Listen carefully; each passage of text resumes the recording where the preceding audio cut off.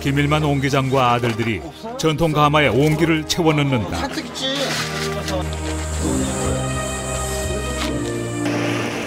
석 달 동안 빚어놓은 옹기를 굽기 위해서 불을 지핀 날. 하지만 옹기장은 불 앞에만 있을 수 없다. 다시 석 달 후를 내다보고 쉴 새 없이 옹기를 빚고 아들은 그 옆에서 아버지의 기술과 함께 성실함을 배워나간다. 그리고 피움풀을 놓은 지 5일째 되는 날 저녁, 드디어 불이 달라졌다.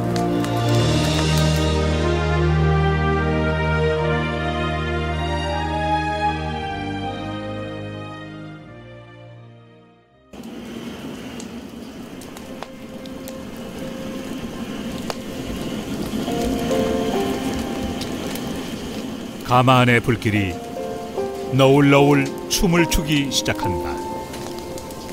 5일간의 피움불로 옹기와 가마 안의 수분은 모두 빠져나간 상태.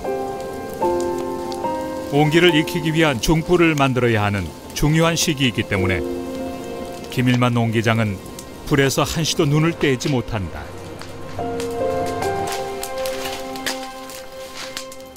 시간이 지날수록 불은 시시각각 얼굴을 바꾼다. 불이 많이 세졌습니다. 사주는 거지.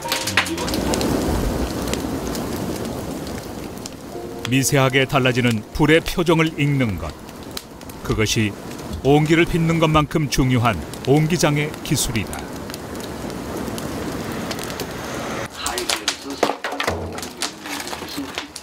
불을 키우기 위해서는 소나무를 떼는데 소나무는 피움불 때 사용하는 참나무보다 화력이 좋기 때문이다. 그럼 한 3년 됐어요. 3년이요? 네. 그 젊어야 불이 빨리 올라가네.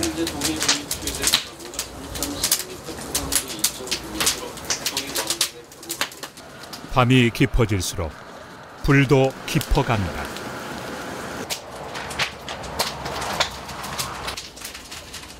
이제 가마를 지키는 일은 큰아들 성호 씨에게 넘어갔다. 온 밤을 꼬박 불 앞에 앉아 있어야 하니 가마 작업 때는 가족들끼리 교대로 불을 지킨다.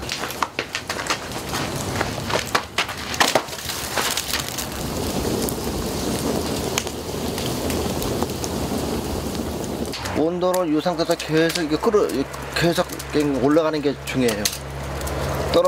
떨어지면 안 돼요. 올라오면 올라갔죠. 그런 게 이제 제일 힘들어요. 이게.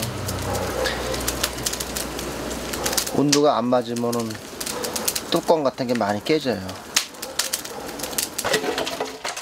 중불은 서서히 키워주어야 한다. 불이 옹기에 달락말락할 때가 가장 위험한 시기. 불이 급하게 커져도 반대로 줄어들어도 옹기가 터질 수 있다. 밤에도 잠 미칠시 못 자고 최선을 다했는데 일단 뭐 성과가 아무리 더 좋아야죠. 일단은. 사실 불 앞에서 가장 많은 시간을 보내는 사람은 큰아들 성호 씨다.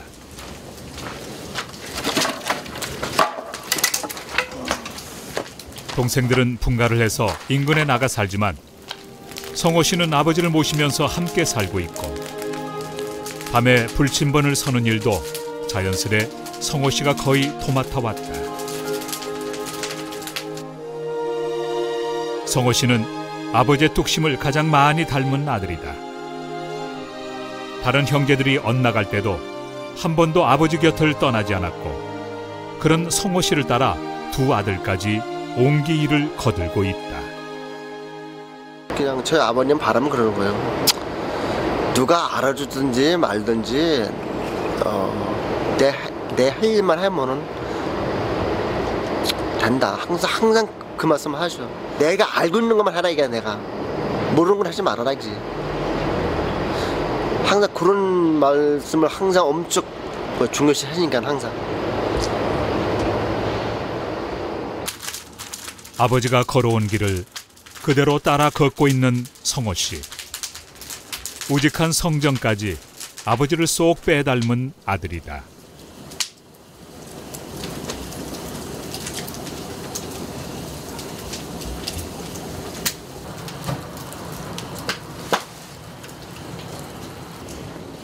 어느새 자정을 넘긴 시간. 자, 요거 저기 싸. 셋째 창호 씨가 교대를 해준다.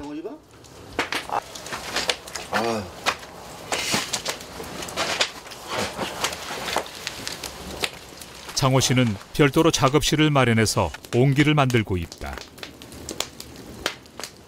형제 중에서 유일하게 대학에서 도예학을 전공했고 아버지의 전통 옹기 이론을 정리하고 과학적으로 증명하는 작업도 해나가고 있다.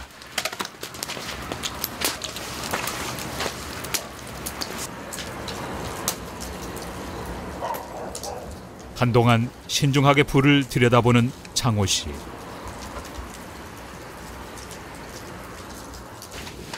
이내 긴 통나무를 넣는다.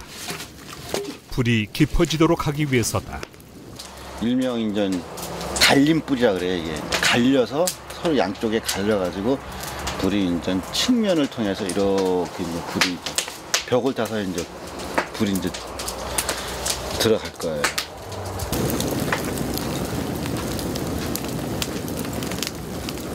이게 이제 불을 온도를 올릴 적에는 기본적으로 벽부터 이렇게 서서히 올려줘야 돼. 옹기를 굽는 옹기의 불이 닿기 전에 옹기 벽면을 먼저 굽는 것. 그래서 옹기 굽는 것을 가마를 굽는다고도 한다. 가마가 고져야 그 속에 있는 옹기가 고지니까. 가마부터. 지금은 누구보다 자신 있게 옹기에 대한 이론을 펼치는 창호 씨지만 사실 옹기라면 지긋지긋했던 때가 있었다. 저는 고등학교 다닐 때 진짜나 이거 아이고 내가 그냥 시커먼 것만 보면 아주 지겨웠었는데 가출도 했고 가출을 나는 제가 가장 많이 했을 거 4번인가 했으니까 뭐 하다 뭐 도저히 답도 안 나오잖아 이거. 아이고. 그런데 그것이 5년인가 6년에 제가 재수가 좋게 말입니다. 근데 미국에 갔었어요. 아 거기 가서 강당에 가서 옹기를 딱 하나 떡 만들어 놨더니 그냥 그 사람들은 막 진짜 와서 사진 찍고 그냥 그 조그만 애들도 와서 그냥 그게 어떻게 만들었는지 그냥 사실 저한테는 그 인상이 되게 충격했어. 진짜 충격했었다고. 전통 옹기는 분명 가난이고 막힌 길이었다. 그런데 보잘것없다고 생각했던 그 옹기에 이방인들은 감탄과 찬사를 쏟아냈다. 그들의 눈빛을 잊을 수 없었고 창호 씨의 자세도 달라졌다. 우리 옹기 속에 깃든 아름다움이 보이기 시작했다. 그리고 그동안 보고도 발견 못했던 아버지의 모습을 볼 수 있게 됐다. 어떻게 보면 일 중독자고 어떻게 보면 일에 열정이 대단하신 분이죠. 또 아버지가 늘상 강조하시는 교훈은 그거예요. 성실함. 다른 거 필요 없어요. 재능 필요 없어요.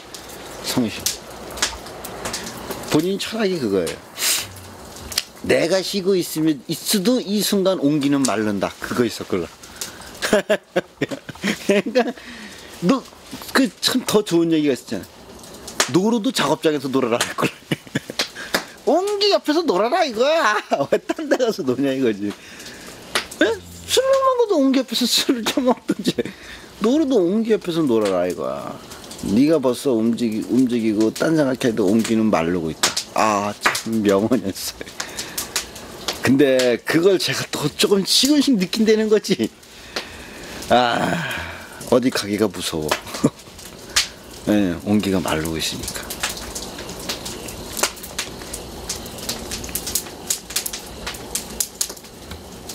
대단하신 분이에요. 진짜 아마 마지막 남은 장인인 것 같아. 저희가 봤을 적엔 저희 못해 그렇게 못해. 왜냐면 아버지 같은 경우는 옹기가 그런 옹기 문화가 그냥 온 뼛속고 피 속에서부터 나오는 것 같아. 아직 배가지고. 긴 세월을 더딘 발걸음으로 걸어온 아버지. 아들은 아직 그 깊이를 모두 헤아릴 수가 없다. 다만 같은 길 위에서 아버지의 발자국을 짚어가겠다고 마음먹었을 뿐이다. 불과 시간에 온기를 내맡긴 채 기다림이 길어진다.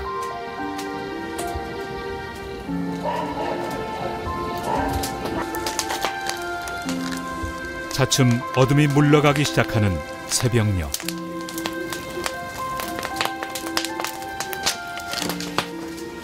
다시 김일만 옹기장이 가마를 지킨다. 몇 시간이나 눈을 붙였을까. 커져가는 불 걱정에 자리를 털고 가마로 나온 것이다. 옹기장은 불의 움직임만으로도 불길의 건너편, 옹기의 상태를 가늠한다. 나무를 넣는 족족 기다렸다는 듯 집어삼키는 불. 예민한 움직임에 옹기장의 감각이 곤두선다.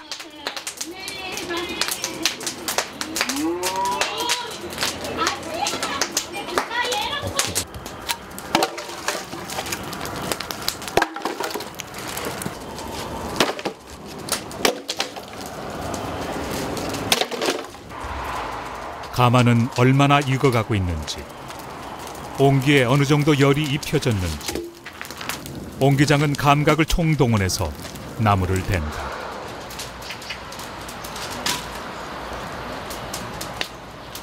그렇게 날이 훤히 새도록 옹기장은 가마를 떠나지 못하고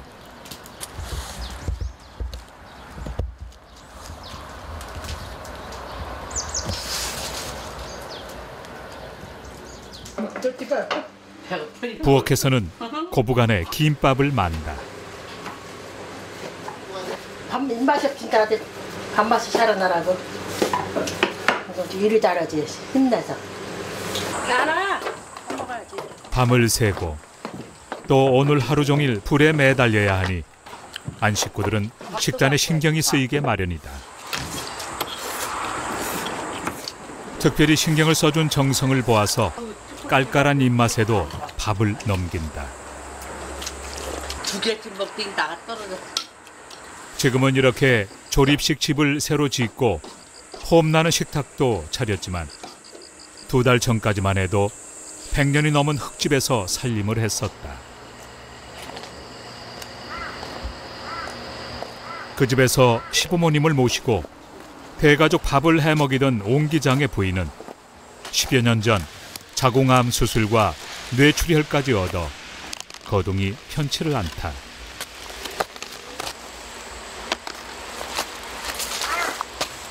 밤이 많이 떨어졌네요. 네. 바람이 부는 더 많이 떨어져요. 지금은 기력이 쇠했지만 아들들은 전통을 지킨 건 온전히 어머님 덕이었다고 말한다.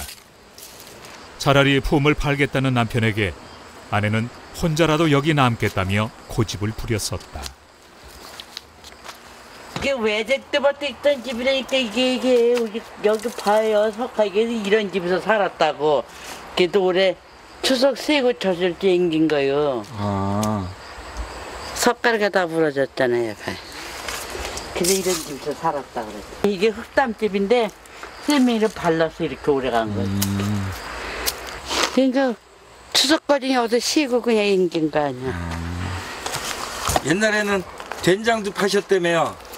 된장 뭐 다 팔았지. 간장이랑. 근데 지금은 이제 하나도 없어. 그전에 뭐 된장 그냥 뭐 1년에 그냥 5가마 6가마씩 써갖고 막 팔았지. 지금은 내가 병들어서 안 돼. 며느리 고생 안 시키려고. 옛날에 옹기만 팔아서는 돈이 잘 안 됐나 봐요. 아이, 그래, 이렇게 어떻게 밥을 먹어. 그래도 이거 대여 받으려고 그냥. 고생도 많이 했지.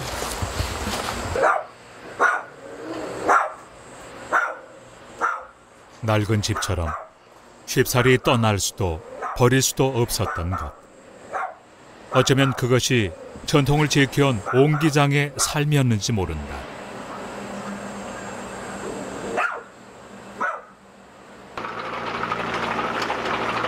가마 앞에 커다란 통나무들이 도열한다.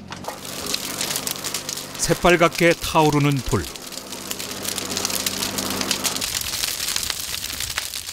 이제 중불에서 큰 불로 옮겨가야 한다. 옹기장과 아들들의 시선이 한 곳에 고정된다. 이제 가마도 불을 먹을 준비를 마친 모양. 1200도 절정을 향해 힘차게 불을 당긴다.